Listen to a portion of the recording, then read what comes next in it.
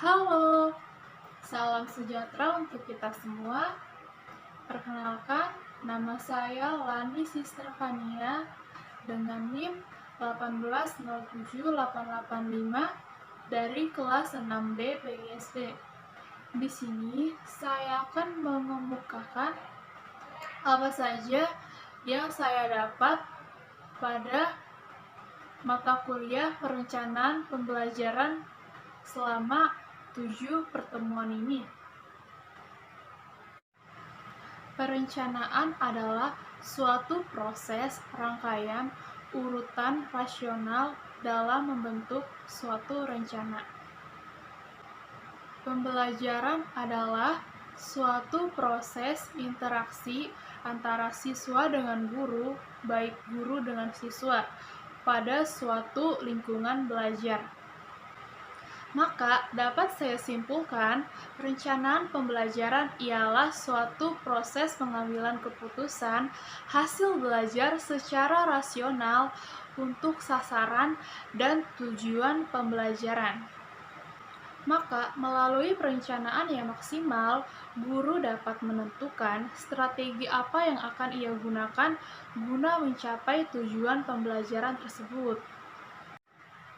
Berdasarkan PP nomor 19 tahun 2005 pada pasal 2005 mengungkapkan perencanaan pembelajaran ialah suatu pelaksanaan pembelajaran yang memuat sekurang-kurangnya tujuan pembelajaran, materi pembelajaran, bahan ajar, metode pembelajaran, sumber belajar, dan penilaian pembelajaran. Jadi, menurut saya, perencanaan pembelajaran ialah suatu strategi pembelajaran yang disusun secara sistematis dan berurutan guna mencapai suatu proses tujuan pembelajaran yang telah ditetapkan. Di dalam perencanaan pembelajaran memiliki prinsip-prinsip. Prinsipnya terbagi dua. Yang pertama, prinsip pembelajaran. Yang kedua, prinsip pembelajaran yang mendidik. Ada 10 prinsip pembelajaran yang mendidik. 1. Peserta didik harus mencari tahu. Mencari tahu supaya peserta didik itu berpikir kritis. Nah, yang kedua, sumber belajar bervariasi. Tentu saja sebagai seorang guru, kita harus memiliki atau mempunyai sumber belajar yang bervariasi supaya tidak monoton saja. Yang ketiga, menggunakan pendekatan proses dan ilmiah. Di dalam pembelajaran, tentu saja semua berproses untuk mencapai sesuatu yang penting gitu, suatu pembelajaran.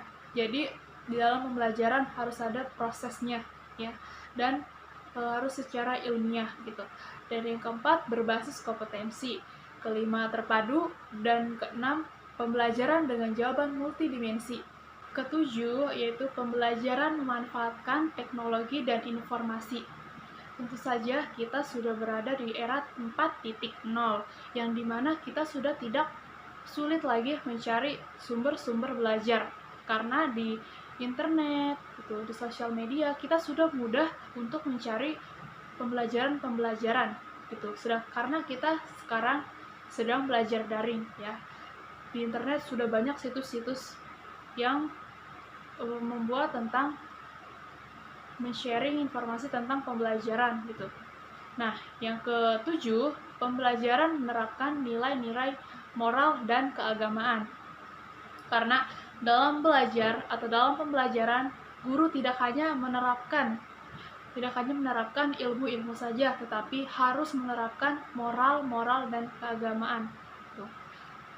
Karena moral ini penting, ya. Bukan hanya ilmu-ilmu aja yang diberi guru kepada anak, gitu. Moral pun sangat penting, gitu ya. Supaya anak memiliki sikap kejujuran, sikap bertanggung jawab, sopan, santun, ramah tamah, gitu. Dan yang tak hanya berlangsung di kelas saja gitu ya. Pembelajaran itu bukan hanya berlangsung di kelas saja, bisa di luar kelas, terus di rumah gitu, seperti saat ini kita hadapi gitu ya, belajar online gitu. Karena kalau guru hanya menerapkan pembelajaran di kelas saja, itu sangat monoton, bosan. Karena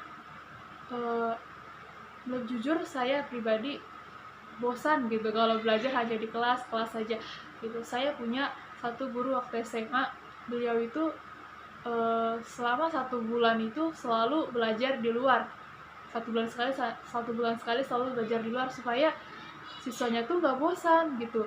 Makanya saya suka kayak gitu. Nah, kita juga perlu menerapkan seperti itu gitu saat kita mengajar siswa nanti gitu. Dan yang terakhir, seimbang antara keterampilan fisik dan mental.